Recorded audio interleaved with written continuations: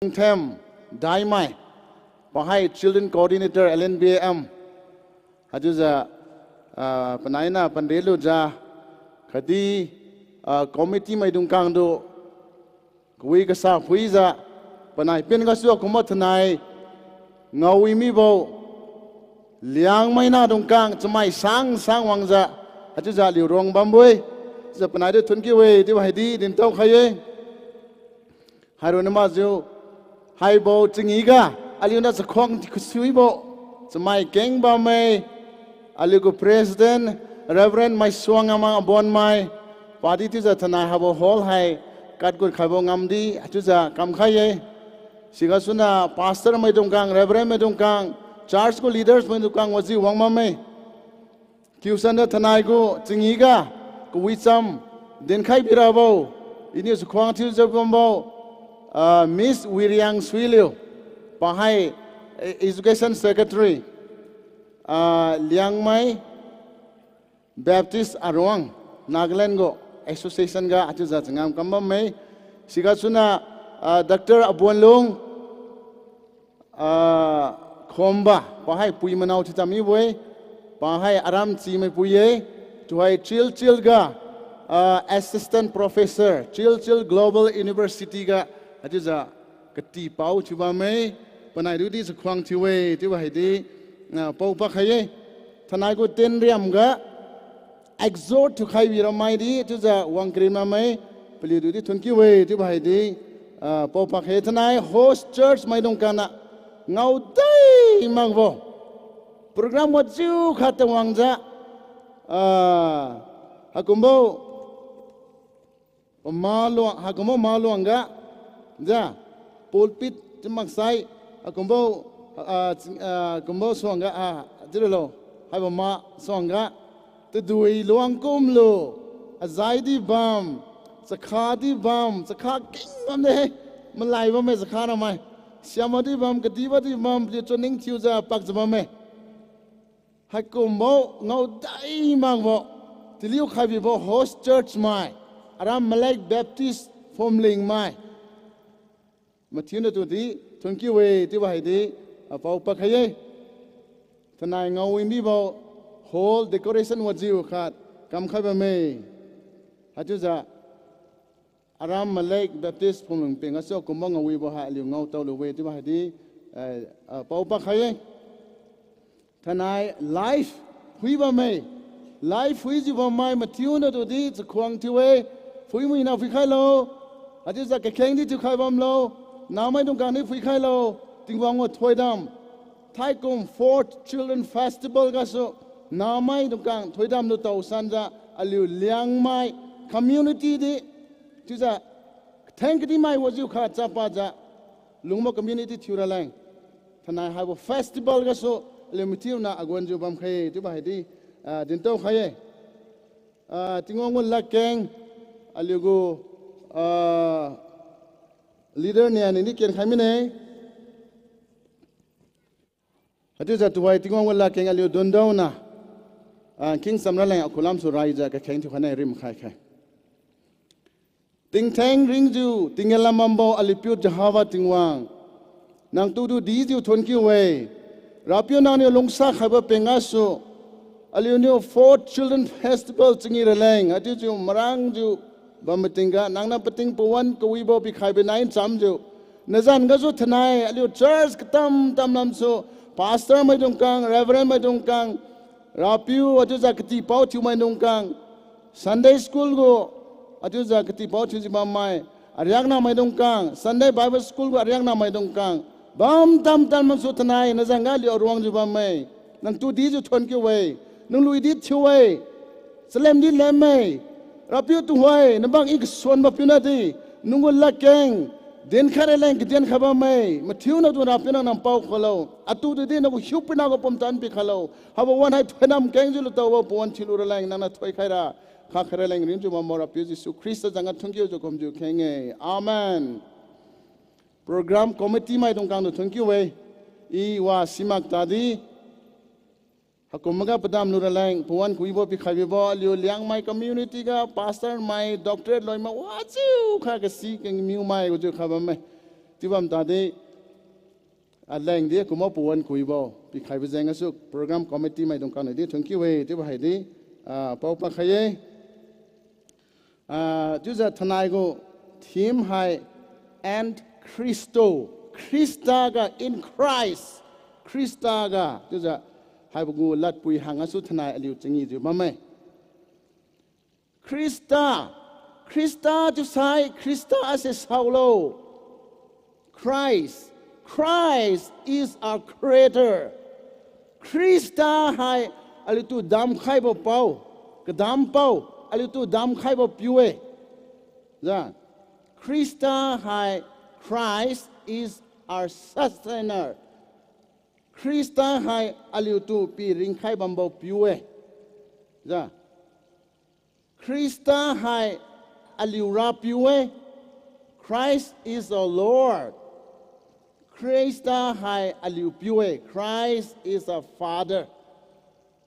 Christa ให้อลิวกาปิว Christ is our friend ทิวเวอิสุคริสตาให้อลิวตุกดัมปาว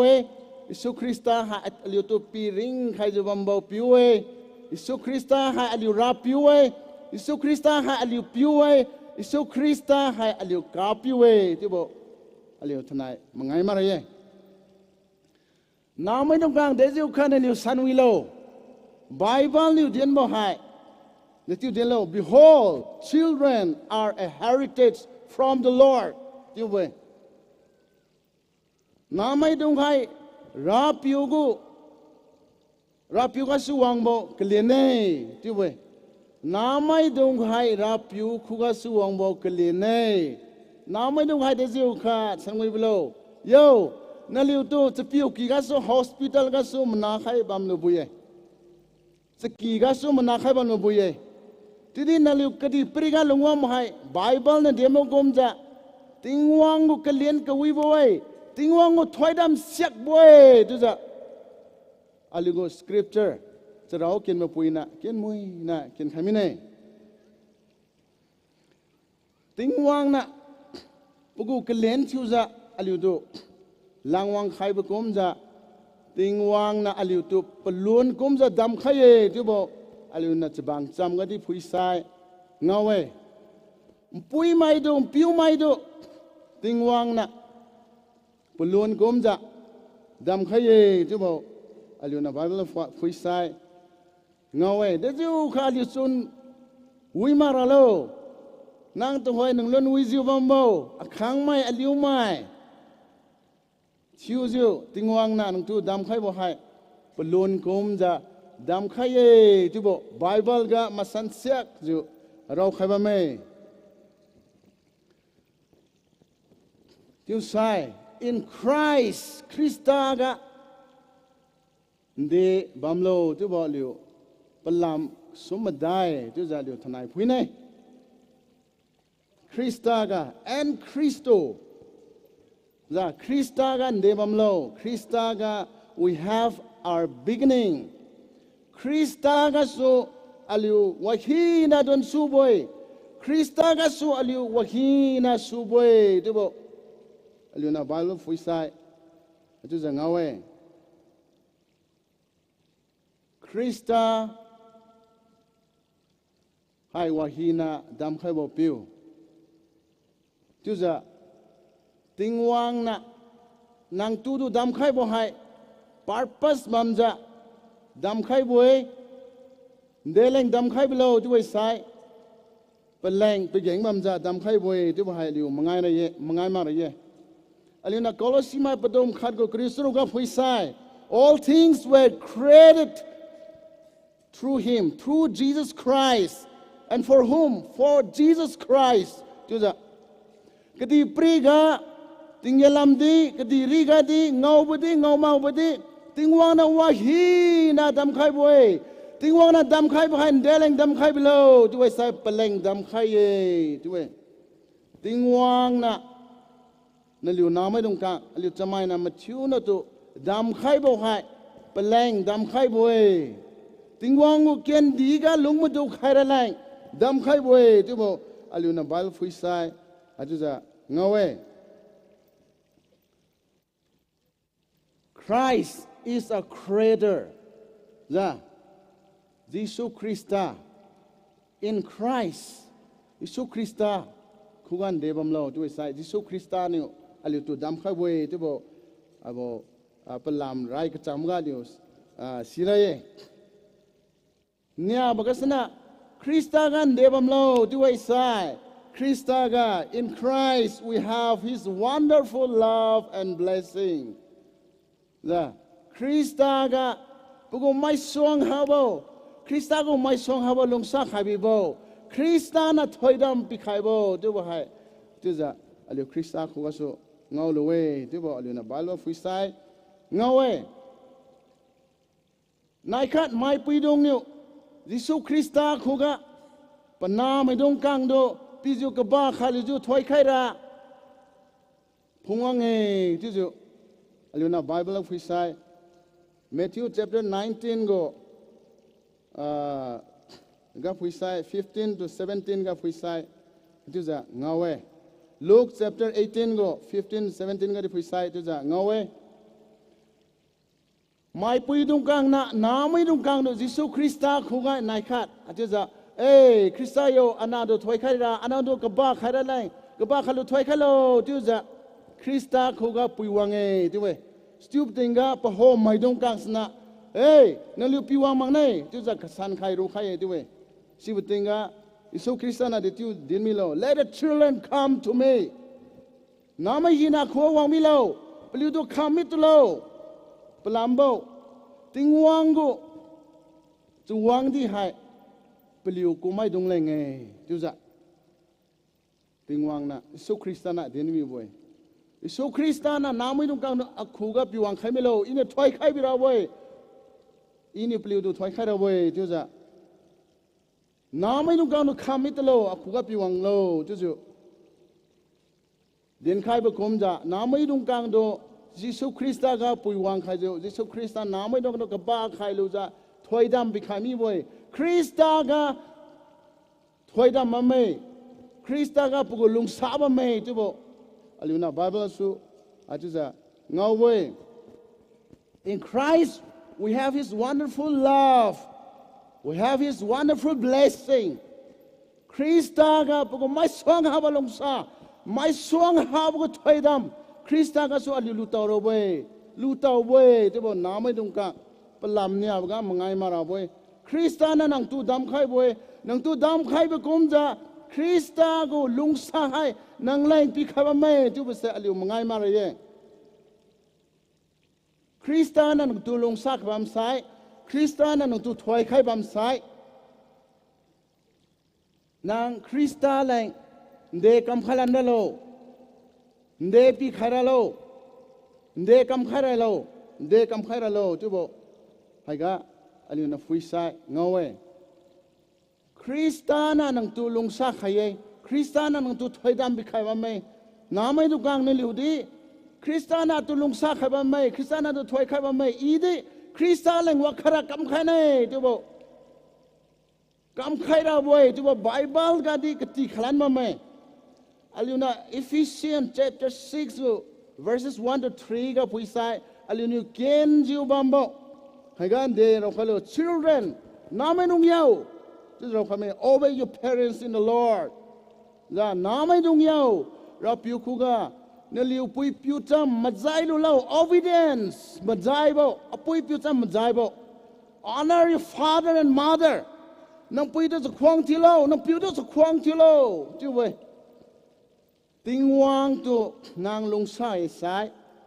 น้องปุยน้องพิวจำมาใจเลยเย่น้องปุยน้องพิวต้องจะควงที่เราเว้ยจู่ว่าไบเบิลน่ะกติขับไม่still ไว้ใส่ให้ใส่เดลโลด้วยใส่นังปุยนังปิวตู้จะควงชิวบ่นังปุยนังปิวลั่นมาใจบ่ให้ติงวังก็กระไรบ่จำตันนายจำริดเสียจุจำบัสันเสียกจะเราใครบ้างไหม the first commandment we promise จ้ะน้าไม่ต้องกังนางติงวังดูลงใส่คริสต์ดูลงใส่ใส่นังปุยนังปิวนิ้วเดินบ่จำให้มาใจเลยนังปุยนังปิวตู้จะควงชิวเลยหาที่จู่นางลงไอ้ใส่นางไล่วีราบวยที่จะไบเบิลเราใครวีราบวยที่ว่านางลงจู่บะโมริงติงกะ pomurari wizadi lungna boy thank di mai di chuza lungna boy nang zan ketat mai di chuza mai nyu za khwang chuba mai chuzu nang lungna ye nang lai ngui ra ye chuza rau khai ba me siro na mak zo plus siga khai sanan sanan de lo tu sai nang kedi priga ringting thank you lungra boy chuza Bible na chuza keti khai ba me Kristana wajeu khanang tu lungsa khai de Kristana nang tu thoi da moju kha khai chuza nang di Krista do lungsa lan ye Krista do lungsa lan mo han de ko su lien lo tu sai Krista do I lungsa ye tu bo lien mo sniu lien mo sira nang pui nang piu cha ma jai bo nang pui nang piu tu cha khwang chi bo nang go leader mai dung kang nang go oja mai dung kang lat atu za ma jai bo nang go ju pau mai dung kang do khwang chi bo ma jai bo hai si ye tu za Bible ni ti khai bo hai sa mangai mar ye studio nang long nge sai klu de mam sna Christ is our sustainer Jesus Christa hai ali tu pi ring khai ba mo piwe sustainer nang pui nang piu tu zo khwang chiu ju nang pui ni piu tu nang pui ni piu cha ma jai ju nang long ba me sai kedi pri ga ring thang ju di lung ro boy ting wang mo thoi dam lo tau ju pomuirari wi je di lung nei se ga so ka thang ga di mai na za khwang chu khoi mai di lung nei tu hai palam nia ba ga mangai mar ye palam ga sum ga sana klu ali go wi cham ken no pui nei ding khai me nei in Christ we have wisdom da Krista ga the sinning thing ba me khasa mangai mar ba de Krista ga the sinning thing ba me klu ali go wi cham ken mo pui sana ken mui na ken khai me nei if any of you lacks wisdom so kumana ning ting tang mak zabam sai so kumai khuga ning ting ha ju bam sai la haiga dinma masna let him ask of God who gives to all liberally and without reproach and it will be given to you to the so kumai ning ting tang mak ju ira aryak si mageda ira ning ting haida ira mengeda ira pangeda ira agu brand wi mageda huang wi mageda by heart to len kongeda juja nang mening bam sai nang khunga ning ting tang mau ju nang mening bam sai ting wang khuga mai hi na lai ning ting pi khai bi bo ting wang khuga pau khai lo chuai sai nang lai ting wang ni ning ting pi khai bi ra wei juja Bible ga ma san sek ju ra kho me ni chun wi mang ma Kening ting mau piu Solomon yo Proverbs chapter 2 go verse 6 ga juja rau khaba me ning ting hai ra piu khuwa su wang boy de bo ning ting hai ra piu khuwa su ha juja wang boy de bo hai mangai mara ye si zenga suna sau kumai ning ting tang mak za exam thalo fail to learn mam khau mak sai ira ning ting khai juja nang rona nang tu maning pa bam sai ning ting pi khai bi bo piu se solo Krista se ning ting pi khai bo piu pam pau se Krista khuga nang ka kheng chulo Krista khuga kheng lo tu ai sai Krista ni nang lai ning ting pi khai bi ra we tu bo aliona bal fui sang ngoi ai sa palam ka sumbo tu hai kdi pri ga li lung bo kdi pri hai a liet bo ja korean bo age of competition thanai de sunai ni ning quoted competition di ba mo Bible reading competition ba mo competition tam mo ina kam sira wa ina kamui ra wa aram maina kam sira wa tu bu a liet na ni ke ni wa me tu bo tu why age of competition a liet bo skum go ringtinga nang I tu ja lungju ba mo de na mi dong ka aliu Liangmai population hai tamme chmai di tamme wak si mai di hai thanai chmai sangha kai siruk dau sangne da wang mam hai นั่นลิวดูพุยไข่ลิวจะอีระจุนวิจังวิบามไหมติงกมมันยิวไซติงกมกริวไซเลี้ยงไม่จัดแรงลิวจัดแรงร้องไม่แรงแทงดีไม่ซาปาระเวลุงปาระเวเจ้าก็มกมไข่ลิวจะอีระจุนวิอดีวิให้กันเต่าจิบามไม่น้ำมันนุ่งกางแทงดีไม่ชิบะสุราบเดเจ้าจะพุยไข่ติงอาจุนวิจังวิบามไหมตุ้งไว้บ่กติปริกาอัลเลดบโกcompetition ชิวบโกกติปริกาจุดจะลิวลงจุบังบ่เองกติปริกาว่าขนาดนี้ success ชิวบ่จุบให้ success is not a free gift แต่พวงลูราบ่ success ชิวลูราบ่ให้อินท่าหนึ่งแรงท่าจุดจะปีบโกเตียนโดนมาแก it is not a magic ให้เส magic นี่มาแกแต่พวงลูราบ่ success ที่จะลุงลูราบ่ให้เด็กก็สวรรค์เราที่ว่าใช่ it is a hard work มันตันรู้บ่มันตันรู้บ่ a king zero perseverance มันตันรู้บ่ไม่เนี่ยอะไรปงมีอยู่ภาษาปงตัดจัดปาระบ่จ้าปงตัดจัดอะไรเขียนเอาไว้คริวเขียนเอาไว้ปงคริวอะไรเขียนเอาไว้มันตันรู้บ่มันตันรู้บ่เนี่ยจุดจะแต่พวงลงไม้ชูราบ่ที่ว่าให้เดินเต้าใครนี่ learning น้าไม่ต้องกังให้ Bible นี่ดิมัมเด้ Proverbs 22 ก็6ก็ Bible นี่ดิมัมให้น้าชิวมาติงน้าไม่ต้องกังนุตตะเราปุยก็กติมวยนะกติใครไปโลก็เสียวมวยนะก็เสียวใครไปโลให้ชูราบ่ให้ละดินราบ่จ้าที่จะเปลี่ยนดูมาจีบก็ลัดแกง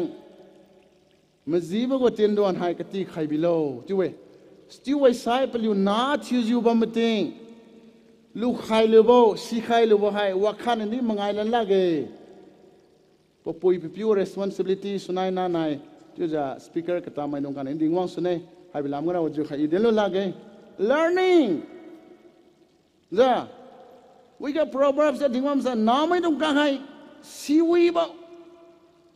ดินใครกับสีกับดินใครกับลูกเต่ากับที่บอกวันนี้นั่นลิวนิวสีวีบามาติงลูกเต่าวีบามาติงปวนสักคำหามาเรีย learning กติสาวมาเรียท่านายนั่งสีใครลูสุนัยก็สันบกกติลันสุนัยนี่นั่นไอ้ที่กติลันจะ learning สาวมากจะกติระเวที่เวนั่ง success ที่นี่ใส่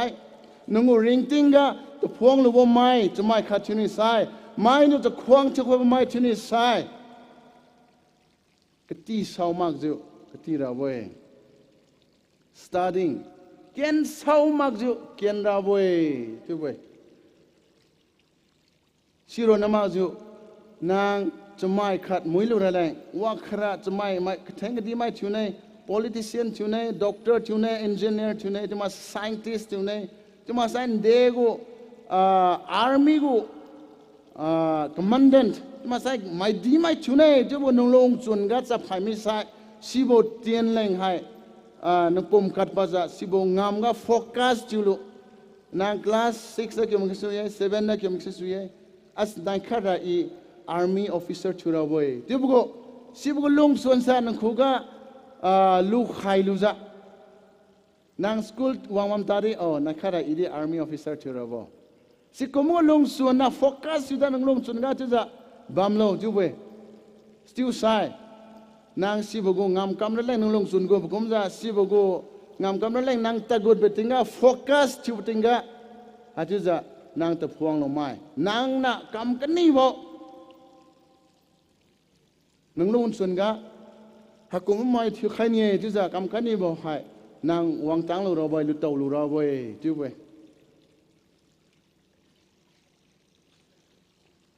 นางเนี่ยคำนี้บอกให้เดซงก็สู้คำนี้บล้อจุดนี้นางสิราย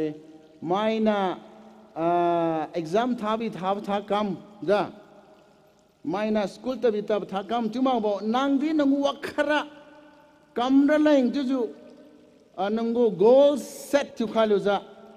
ไอ้doctors จุเนี่ยจ้ะ example ก็doctors จุเนี่ยจะหิวคิวเราไว้อาจจะนางลงส่วนก็นางลิบใครไม่ใช่ สิโบเตียนด่วนกันนางลุงซุนกูจะโฟกัสอยู่จะไม่ใช่วังจังเสียกนี่นะเว้ยที่เว้ยสิโบวังจังได้เล่งหายเดนแล้ว commitment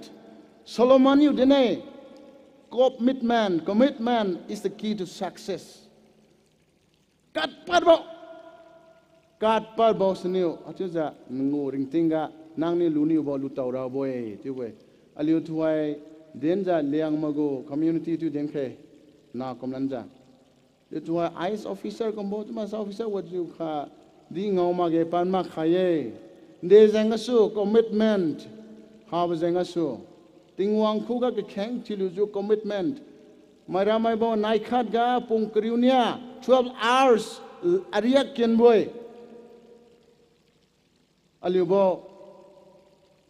ปงเนี่ยมาปงสุมาอาริยะเกินขนาดใช่ไอ้เสียไม่เนี่ยหลังไม่เนี่ยสิเว้ยสกุมมามิจะสกุมมุกริงติงอาลิวบามิจะไม่ห่างกะลิวลุงบัมบ่อยตัวให้กตังบอกอลิวเดอลิวมิกรักปะมิเคนิ่งติงกูระวังเสียโลยิสุคริสต์นิ่งติงปิขายบ่แต่เสียนิ่งติงปิขายบ่ให้ยิสุคริสต์เย่ติงวังคู่กะคริสต์คู่กะลิวดิแข่งเคอลิวเดกัดปะเคอังามกะอีกว่าให้บ่ไม่ชิระเว้ยอีจะไม่กัดชิระเว้ยที่บอกลุงสุนกันลิบขายมันนั่นจำจะอลิวดีสิบเตียนกะกัดปลุจงามกำมังสายอลิวดีจุจะแทงกดีไม่กดีพรีโกพรีเจอร์กดีบ่missionary กดีบ่ international ก็ missionary กดีบ่เดียวทิวลูบุยกดีพรีกันนั่งลั่นลุยตามไอ้ดีทิวลูบุยจะหิวดีนางทิวลูบุยจ้ะสีแดงก็สวยเดียวจุจะติงวังคู่กะเข่งมั่มเคย Proverbs 16 ก็ verse 3 ก็คุยใส่ commitment is the key to success ทุกเว้ยอลิวนะมันลุ่มจะว่าโมติงวังให้แต่พวงใครโบติงวังเออลิวว่าที่มันนั่งระหาเดกัดปัดโบ dedication commitment ให้ซะอลิวมึงไงมาเยตัวไอ้เรียกน้ำไม่นุกังกลุ่มเดียมซะนั่นลิวแทงที่ไม่ว่าจิวขัดจับปะเรแรงนั่นลิวคู่กับ commitment บัมนาบอยที่เว้ยสิการนั่นลิวตัว disturb ที่เราเป็นนั่นเดบัมเราด้วยสายนั่นลิวตัว disturb ที่เราเป็นให้เนซ่าจ้าเจ้าสักบุก culture คุยพิวน์ติมกุ culture ตลาดจิวบ่สมัยสักตามบ่สนาจุจะแทงดีไม่ชิวงเราบกะนั่นลิวตัวกำตันวักให้บ่กำ disturb ชิวบ่ปาราไว้สิเจงสุสิกมหินะเนซ่าจิวบ่ให้วักขันนี่มาจันดูโล never taste the love never taste wine never smoke วักขันนี่คุยพิวมันติมดูโลเอ้ยคุยพิวมันติมว่าวิมาสามาคุยมันได้เนี่ยมาจันดูโลจิวบ่นาง once taste ทุกขันนี่ใส่ addict นี่เราบ่สิเจงสุวักขันนี่มาจันดูโลเจ้าดีเด็ดจิ้วเราจุ่มมาจันดูเราจุ่มว่าใครนี่ดีเด็ดจิ้วเราจุ่มมาจันดูเราบีรีจ้ะคุยปิ้วเด็ดจิ้วเราจุ่มมาจันดูเราจุ่มว่าตัวให้ดรักส์ปัจจัยติ้งบ้าไหมเด้งคำสิลักบ้าไหมมาจันดูเรานางวันส์มาจันขันิสระจุดจะน่าเอดิกที่มีเราบ่อยนางติงวังนางตูดูจุดจะpurpose by purpose นั่นคือดูดำใครบุคคลจะติงง purpose ก็ลงตังระติงวังนั้นมาเส้นมาบอกทิวสักอลิวบักขณะนี้ที่มาเราบ่อยที่ว่าที่อลิวสิระยังที่จะกันนำมาโก้ point ก็คริสต์กันเดบัมโลคริสต์ก็ติงแทงกริงโบบามเมจูริงโบบามเมตัวให้นางน้ำไม่ทิวจูบามเมนางที่ขังอลิวขังเราบ่อยนังนาวกูราบ่อยมีราบ่อยปะปุยพิวชิวังราบ่อยตัมป้าวราบ่อยตัมเป้วราบ่อยนายขัดมาดินายขัดนางสายราบ่อยนางขังทิวจิวสายบัมขึ้นสวยอลิวไม่ทิวจิวสายบัมขึ้นสวยตัมป้าวตัมเป้วังสุสายบัมขึ้นสวยนางสายนี่บ่สายเกรงติ้งบามลำขายนางก็หิวปีนาให้เดลัมตาระโลติงวางนิวติงเย็นที่บอกดำใครบ้างไหมจะมีกวางสระติงวางนิวดำใครกูมาเกิดจุดที่จะมีกวางสระไซตันขัดที่ปกุมาจามาดูกังเลย ดำใครบวยจุดที่คริสต์ดูลูกใครลูมักไม่ฮีนเสระไซตันเลยแต่ลิ้วใครว่าจะมีกวางกะคริสต์ดูลูกใครมักไม่ฮีนเสระสิกาใครระบวยจุดบวยจะมีกวางให้จะมีนิวรู้ระบวยนางอักเข่งลักจะใส่นี่ได้ที่นางใส่มาระบวยใส่ลักเอ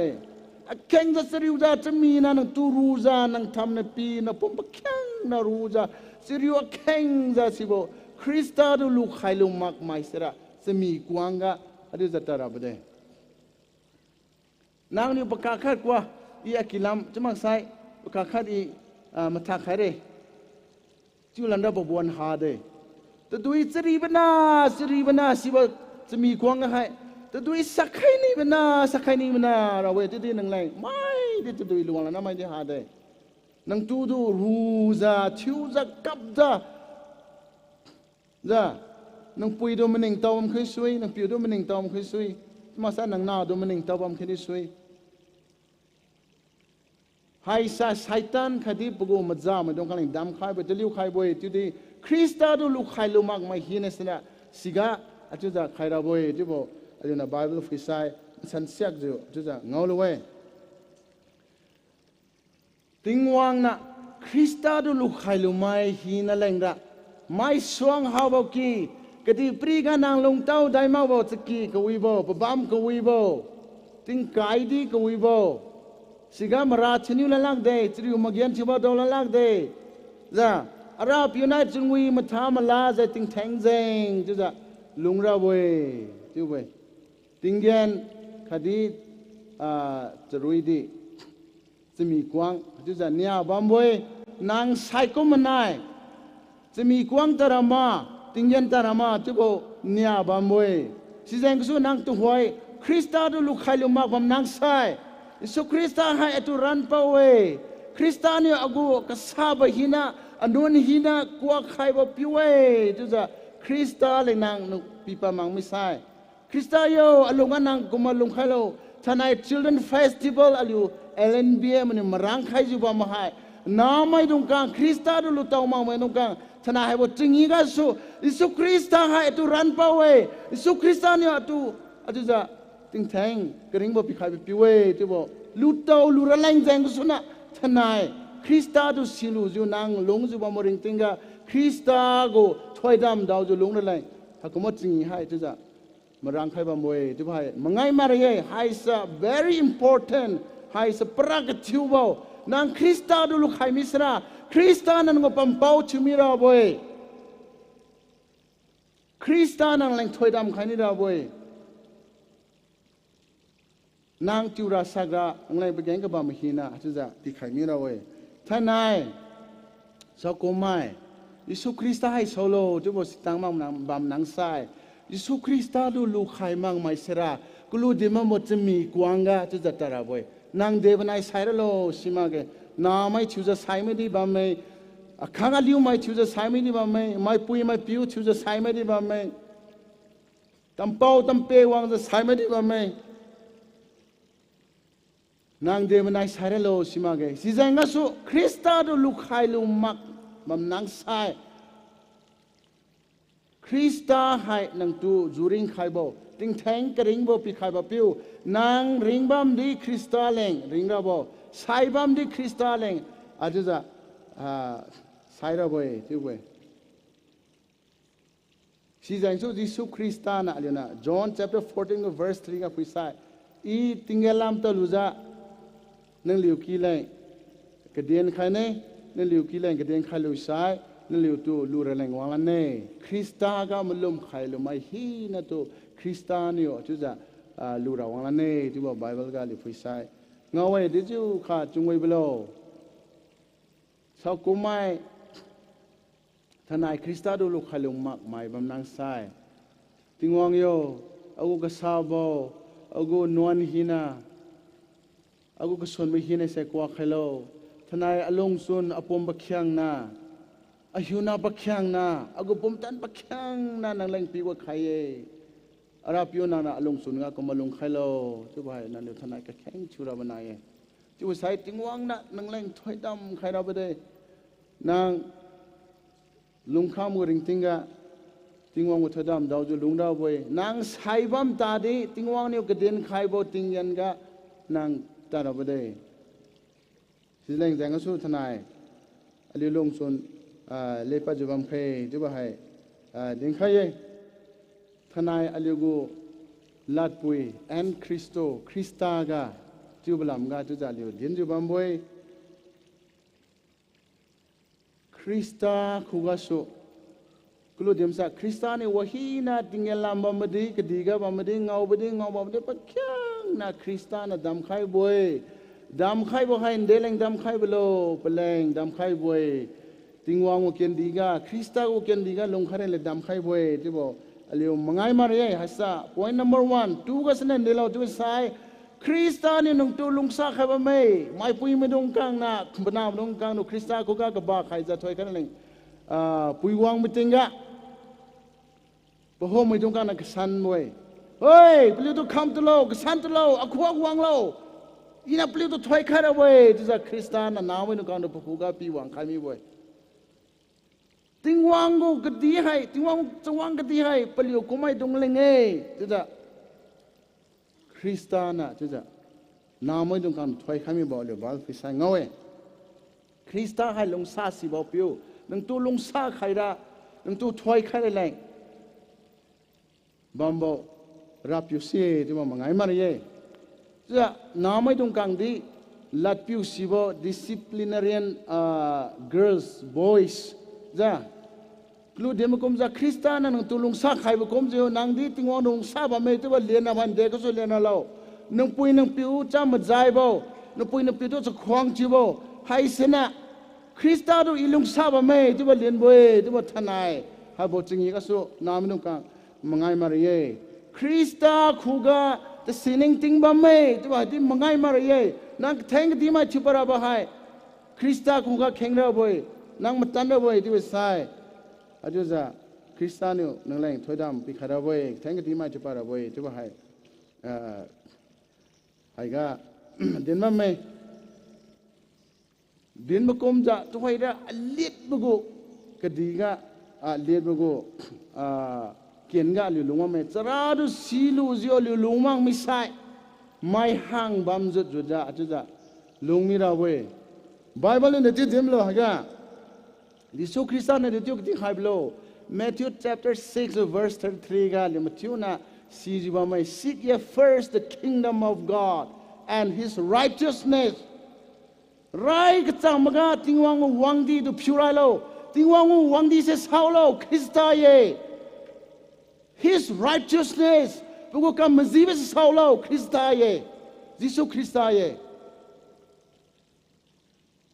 rai ka chang maga tingwang wang di du phurai lo khadi bugo mazibo du phurai lo jiwa sai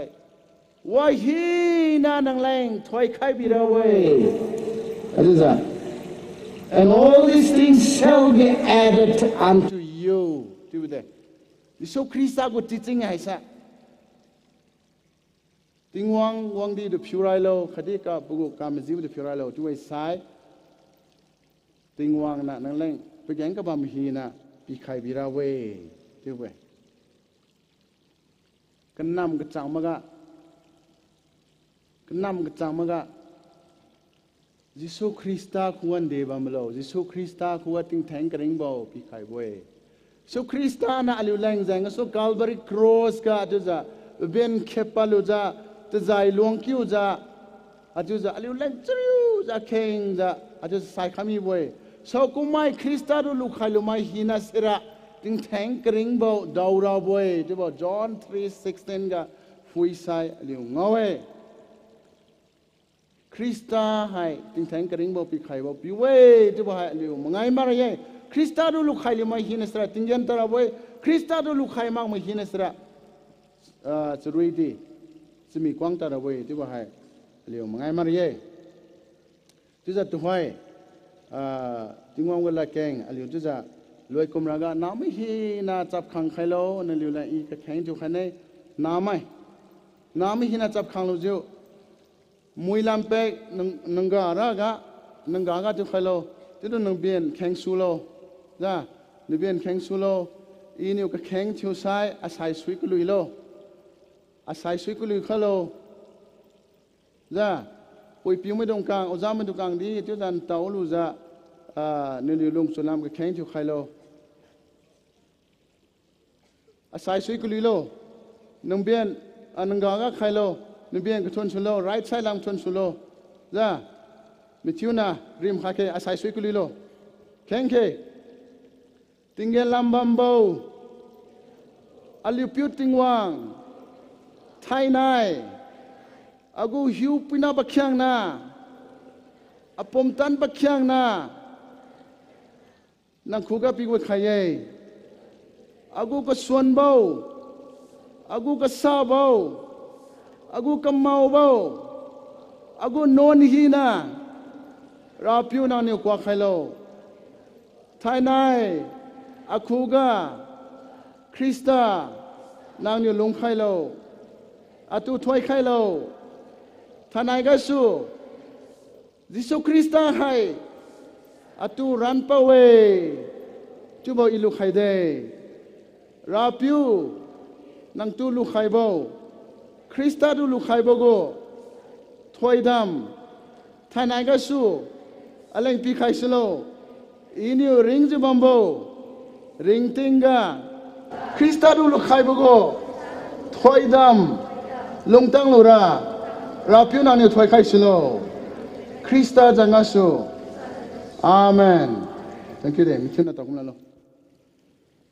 ini atu za ding khara bu lang sa hai ga su loi mi ne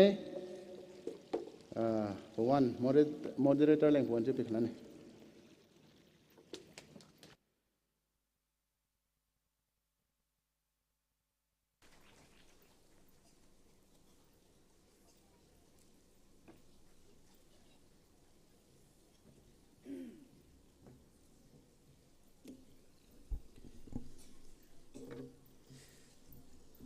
Pon kabui baga tingwang sam man ko kong bo ong mamai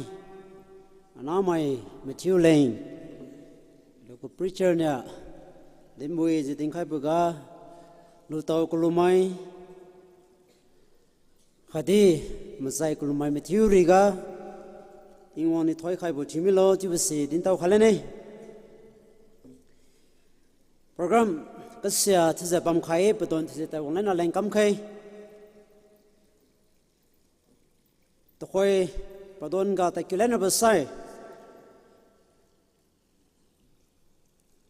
SBS activities hai duai khang ne YouTube sai makui long di SBS rini wang point lu khai lo sigaso klu program highlight you bitinga ding khai mi bo kasia je wang tang kama ba mi nei solo hai indai SBS tu khai ye pliu wang tang lu ma mi nei the sai exhortation CS mai son sili tu khai ye pa wang tang lu ma mi nei je za hai knya se tu za takula mi nei the sai tu khoi padon se takilena ba sai karai buga Doai haim kulong di SBS ni wang point lo khai lo simi point lo loi mi da sai choreography hai konfung SBS bali ni next ka tiza point lo khai lo sib sai ga sai padon ga konfung mai go loi mi da ne ti sai choral LNBA AMCCN SBS mi dong na tiza pasali ga lo khai lo silo da sai closing chorus hai si cradle symphony pli go team adong nya wang the suli mazang khalen lo simidong suli mazang khaija suli thi loi mi da ne sai kloi bo ali go thanen chun go zungom dui kloi go service pem para leng sai benediction hai sakon ji ba reverend Matulin bo upon my pastor aling baptist church ati japani wonsa ka kain thu khai sai ati jan thainin chin go kanam bo program ati jali ha ka su loi para leng kam nei ti sai ti ja i sap su lai ma ja to khoi ding khai kami mai padon chiza wongja chiza lukhai sulo tu sai zuli tu mai tim ni mazang khai kanam baga sai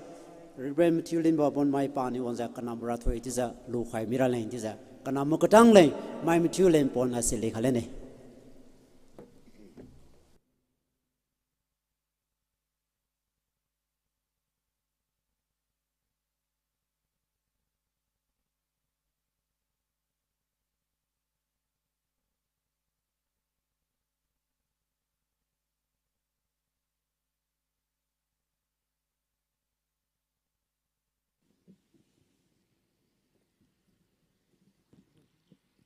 Hello, hello, hello, check. Hello, hello.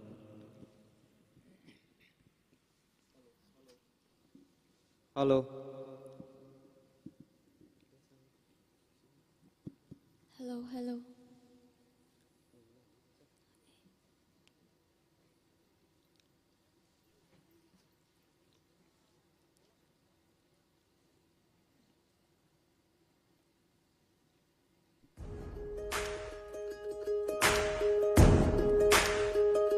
Why you ever chose me? It's always been a mystery. All my life I've been told I belong at the end of the line with all the others not quite. When all they never get it right. But it turns out they were one you were looking for all this time. 'Cause I'm just a nobody trying to tell everybody all about somebody who saved my soul. Well, ever since you rescued me, you gave my heart a song to sing. I'm living for the world to see, nobody but Jesus. I'm living for the world to see, nobody but Jesus. When Moses had stage fright and David brought a rock to a sword fight, you picked 12 outsiders nobody would have chosen, and you changed the world. Well, the moral of the story is everybody's got a purpose. When I hear that devil start talking to me, say, who do you think you are? I say, I'm just a nobody trying to tell everybody all about somebody who saved my soul. Well, ever since you rescued me, you gave my heart a song to sing. I'm living for the world to see, nobody but Jesus. I'm living for the world to see, nobody but Jesus. Go down, down, down in history. As another blood of faithful member of family. And if they all forget my name, well, that's fine with me. I'm living for the world to see, nobody but Jesus. So let me go down, down, down in history. Go down in history. I'm not a blood bond, faithful member of a family. All I ever wanna be. And if they all forget my name, well, that's fine with me. I'm living for the world to see, nobody but Jesus. I'm just a nobody Nobody. trying to tell everybody all about somebody who saved my soul. Oh, save my soul. Ever since you rescued me, you gave my heart a song to sing. I'm living for the world to see, Nobody but Jesus. living for the world to see, Nobody but Jesus. I'm living for the world to see, nobody but Jesus. Situ thone.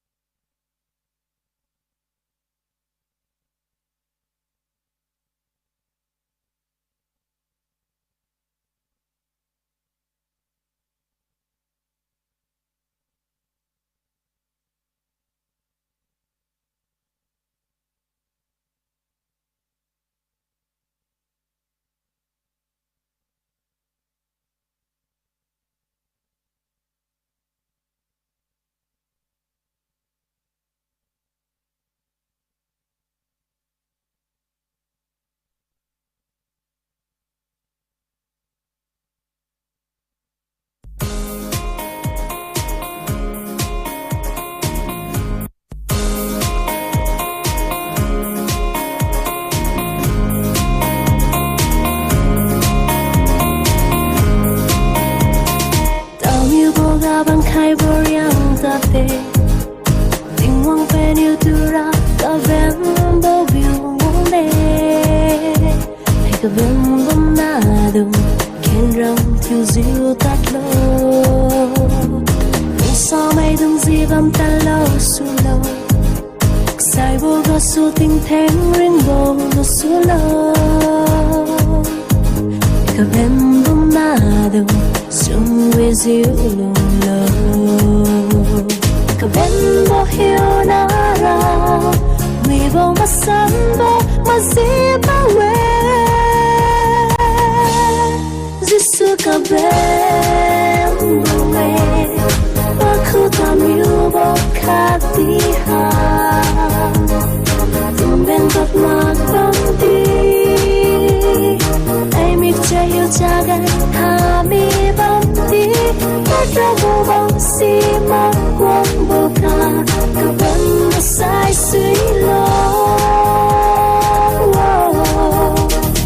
Giêsu cả bên đâu về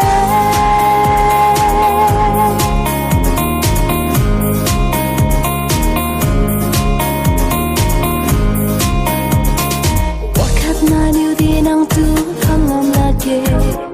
bao an kam ma ha tu lo tu hoi ra năng liang wang tang de cái bên tâm na đông tình từng diêu lung lo yêu din bo hina nang ma lum khai lo cái bên bo ga tat me leng cher view me tui hai cái bên tâm na đông bên bo ga tat lu vui kia din mai thiếu lo vì bao mà san bao mà gì bao la Giêsu cả bên quê aku tak miu bao khát đi ha tình bên thật mà băng đi tay mi chơi hiểu cha gan ha mi băng đi ta cho vô băng si mát quang bầu ca cả bên mà sai suy lo Giêsu cả bên đâu về Giêsu cả bên đâu về mà khu ta miu bao khát đi ha tình bên thật mà băng đi tay mi chơi yêu cha gan ha mi băng đi ta ra vô băng si mang quang bầu ca cả bên mà sai suy lo Giêsu cả bên đâu về Giêsu cả bên đâu về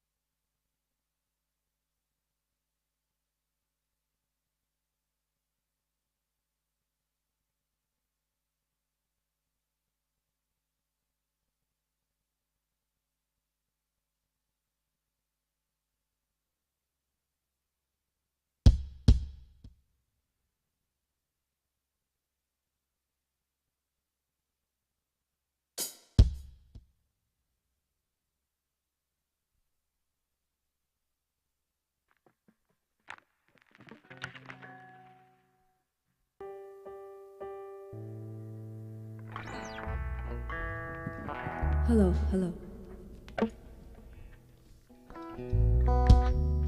Hello, tuni lyrics hai jas lum sa jar 1,000 reasons chi bhai ja den khai kilo rapi tu thon kilo first galio and Christo has a kam ke Matthew chap kam ke a game nei last hello check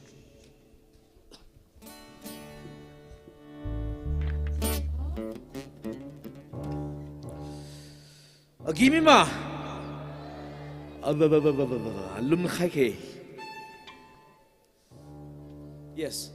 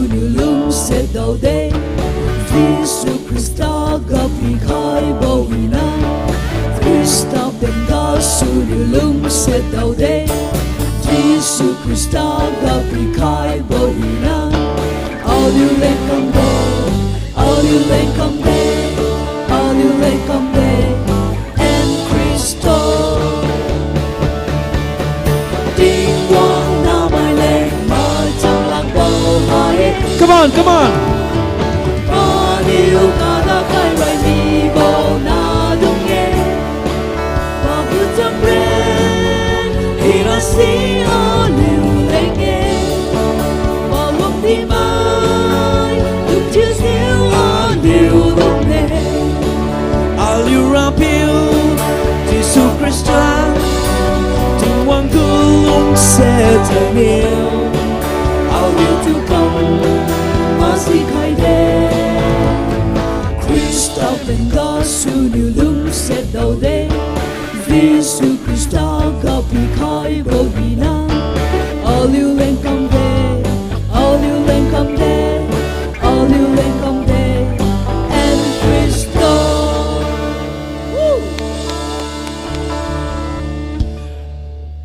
Rapiu tu thon kilo Matthew thi si bam sune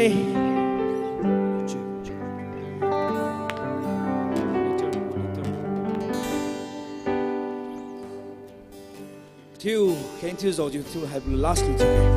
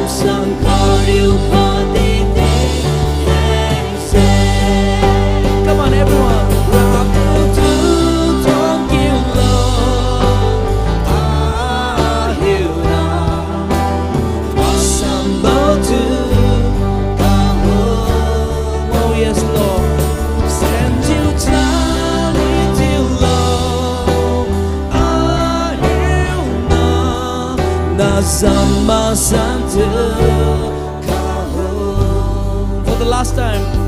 wrap you to talk you love. Ah, you know, just about to come home. Send you time with your love. Ah, you know, nasama santu.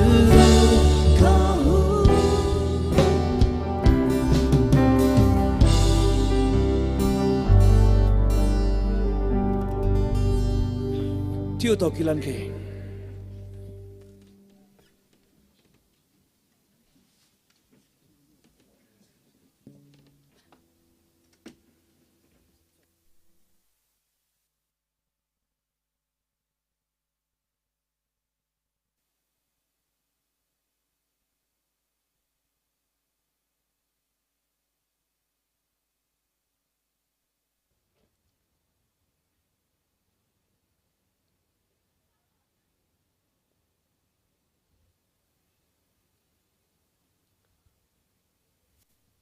Alo Matthew, song thứ ju inu hiện khai này alo Matthew bim không cụ khai he. Tiếng giờ làm bầm bò alo biểu tiếng vang, nó dám sắm bò thứ mi lo, nó tôi đi ở thôn kia về, nó lông sa khai beng aso, skin masang naga, ra biểu nó mazang khai bị beng aso, thanai ko, na mai ko plom dai bo thu ju. Sinh ý cái đi bảo hỏi rằng khai bảo nam sam giờ quý jo, ở đâu khai bảo cũng giờ, thằng này xuân đi nó tổ thôn kêu ju, xử lý cái quý đi thiếu lo đây, nãy sam cái quý bảo đi đinh khai mi đây, chủ tàu khai mai hi nó đi ra biểu tiếng vang, hà đi này kiến đi bảo nó có thôi đam lo tàu bảo, bị thiếu ra tiếng vang thôi khai lo, nó có lung xếp bên ở sân thằng này, nó xuân cái tiếng cú bảo, thiếu kêu mi bảo. Xử lý cái quý bảo, xử lên cái quý bảo, mới cái quý bảo, đinh khai bảo hai rap yêu tiếng vang, lô to khai lô mai hi naga, rap yêu na nung pam lan chuma za, khadi pluring tiếng bam then naga, nó tu thôn kêu ju bam ra tiếng vang thoi khai lô, hai tí rap yêu tiếng vang thanai sun ro nam ju, soi này na này đi tay kêu lan bảo,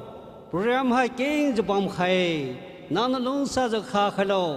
Wong zuk bam mai na mai dong keting mai Matthew tu hedi pizza mai to di mara sa thu bo chriu bo migen thu bo no di pi pa khai mi ma ju ting kai kli bam ta di khadi ktiu sa kli bam ta di ting o nang thoi khai ju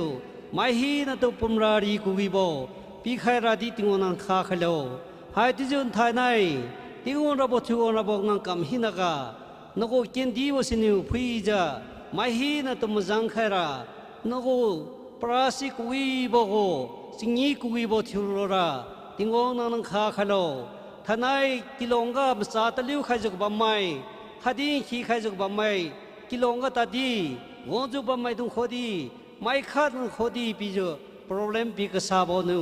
alu to kham nam bo pi thumi ma ra tingo nang thoi khalo di ju to hoi ra pi tingwang tingo mi bo thiong ka mi bo ga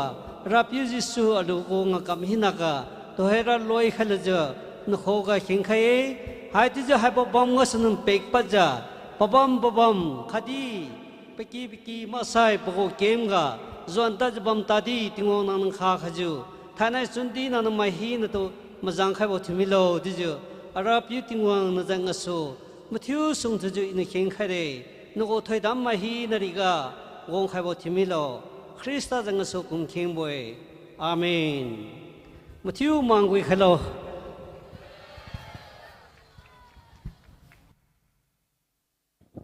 Hello. Hello. Aliu raputing wang pugulung sa pen gasu khadi pugu thoidam pen gasu thainai right to bugu evening gathering hai se wi zaloi kyuluwe number of delegates wang tangkhai mai riak ne sai 1703 sangkhat je kaitnia je sum hai si delegates mai chu je wang tangkhai ye number of village nam chu je wang khai mai sai 44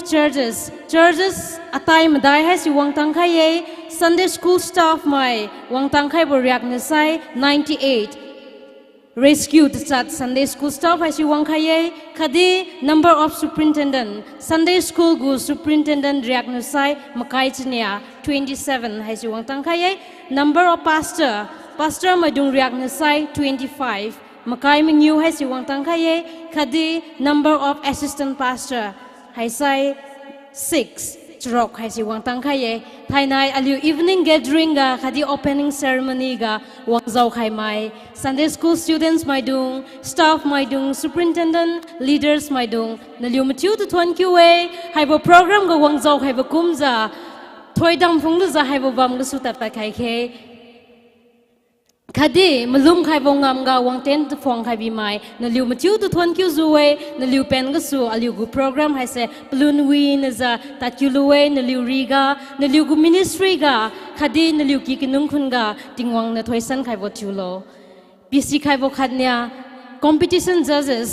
competition tam buga judges lai mulung khai ba mai dung chulung sa za kanam khai lo aliu pakak khat arwang magdok lak bo ba mi bo don jeng su competition in church hai chinya kanam khai ra leng hai bo hol ga kanam khai ra leng si wang khai je ba me sinya competition judges mai dung kanam khai ra leng si khai ye aliu hai bo hol lunga wut khai ba kumza naliu kilam naliu gu kem lam lanta jabam ta di hai bo bam ga su thoidam phung lu za ta khai khe sakum mai dung pleng wi mag za chriu ba mai dung ta di hai bo hol ga su tat pa ja naliu gu thuniu chriu ba hai se wi bo tu khai lo sakum mai palung agi manai ngam lag za naliu hiu na lam chriu jaba mai ta di hai bam ga su tat pa ba kumza naliu gu chriu hai si wi masan bo tu khai lo khadi agi manai bo tu khai lo check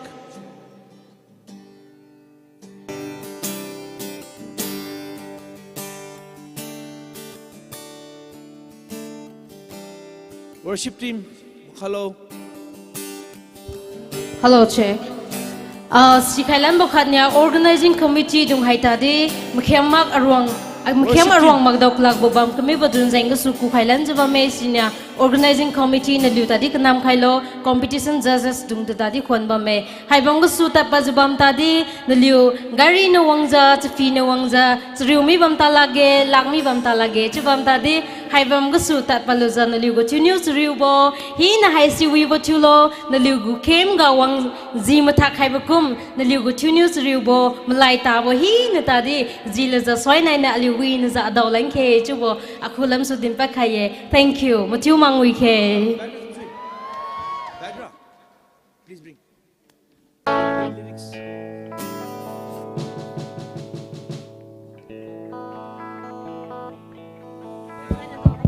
Hello check, hello check. PC Khailan mo kha new Stewart Mai Dung Matiu to Bam Kanam Khairaleng PC Khaye Stewart Mai.